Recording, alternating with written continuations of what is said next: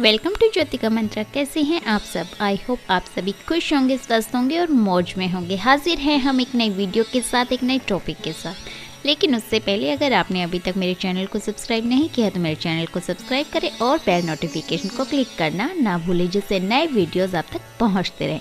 और अगर वीडियोज़ अच्छे लगते हैं तो इन्हें लाइक और शेयर अवश्य करें। तो चलिए चलते हैं हमारे आज के टॉपिक की तरफ। आज हम बात करेंगे पौष पुत्रदा एकादशी व्रत के बारे में।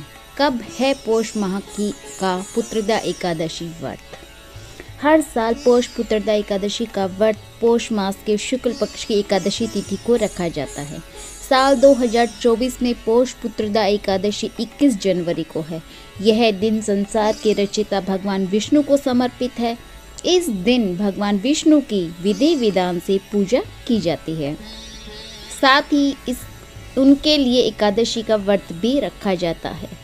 इस व्रत के पुण्य से साधक को मनोवांछित फल की प्राप्ति होती है। साथ ही निसंतान साधकों को पुत्र रत्न की प्राप्ति भी होती है। इसीलिए भक्तजन श्रद्धा पूर्वक भगवान विष्णु और माता लक्ष्मी की पूजा करते हैं। तो चलिए आपको बताएंगे पौष पुत्रदा एकादशी की तिथि, शुभ मुहूर्त और पूजा विधि के बारे में। शुभ समय क्या रहेगा? पौष मास के शुक्ल पक्ष की एकादशी तिथि 20 जनवरी को शाम को 7:26 से शुरू होगी और अगले दिन यानी कि 21 जनवरी को शाम 7:26 पर समाप्त होगी। सनातन धर्म में उदया तिथि मानी जाती है, इसीलिए पौष पुत्रदा एकादशी 21 जनवरी को मनाया जाएगा। साधक 22 जनवरी को सुबह 7:14 से लेकर 9:21 के बीच में पूजा करके पारण करेंगे।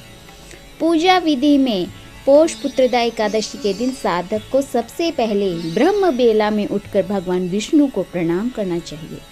दैनिक कार्यों से निवृत्त होकर गंगा जल युक्त जल से स्नान ध्यान करना चाहिए।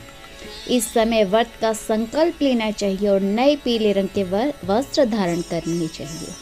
अब सबसे पहले भगवान भास्कर सूर्य देव को जल अर्पित करना चाहिए। उसके बाद पंचोपचार करके भगवान विष्णु और माता लक्ष्मी की विधि विधान से पूजा करनी चाहिए। भगवान विष्णु को पीला रंग बहुत ही ज़्यादा प्रिय है, इसीलिए पीले रंग के फूल, फल और मिठाई अर्पित करनी चाहिए। पूजा के दौरान विष्णु चालीसा का पाठ भी अवश्य करना चाहिए।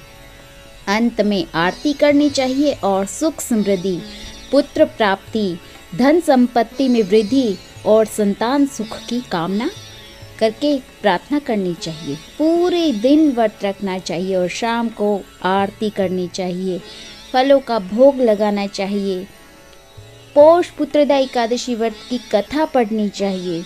एकादशी तिथि पर जागरण करने की भी परंपरा है, इसीलिए रात के समय कम से कम 1 घंटा भगवान विष्णु का ध्यान अवश्य करना चाहिए और अगले दिन स्नान ध्यान करके पूजा करने के बाद व्रत का पारण करना चाहिए। और इस समय ज़रूरतमंदों को दान अवश्य देना चाहिए। आप अपनी श्रद्धा अनुसार दान दे सकते हैं। तो ये था पौष पुत्रदा एकादशी व्रत के बारे में कुछ महत्वपूर्ण जानकारियाँ। इसी के साथ हम करेंगे वीडियो का एंड। मिलेंगे बहुत जल्द एक नई वीडियो के साथ, नए टॉपिक के साथ। अगर आपको वीडियो पसंद आई हो तो लाइक कर दीजिए, शेयर कर दीजिए और अगर आपने अभी तक चैनल को सब्सक्राइब नहीं किया है, चैनल को सब्सक्राइब करना ना भूलें। मिलेंगे बहुत जल्द। नमस्ते, जय श्री राम। आप सभी खुश रहें, स्वस्थ रहें। मेरी ब्लेसिंग आपके साथ है। Like, share and subscribe.